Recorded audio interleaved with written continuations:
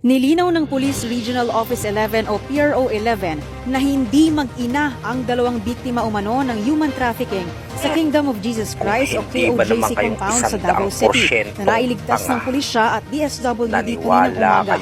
Ayon kay Police Major Catherine De La Rey, tagapagsalita ng PRO 11, ang mga biktima ay isang 21 taong gulang na lalaki mula sa Samar at isang ginang na mula sa Midsayap, Cotabato. Kaugnay nito, iginiit ni De La Rey na humingi ng tulong sa kanila ang dalawang biktima kaya sila iniligtas. Mismo ang mga pamilyaan ng mga ito ang nagpasaklolo sa mga otoridad. Dagdag ni De La Rey, nais nang lumabas sa mga biktima sa KOJC compound, ngunit hindi sila pinapayagan. Dinala na sa Police Regional Women and Children Protection Desk ang mga biktima. Samantala, mariin namang pinabulaanan ng legal counsel ng KOJC na si Attorney Israelito Torreon ang paratang na sangkot sa human trafficking ang KOJC.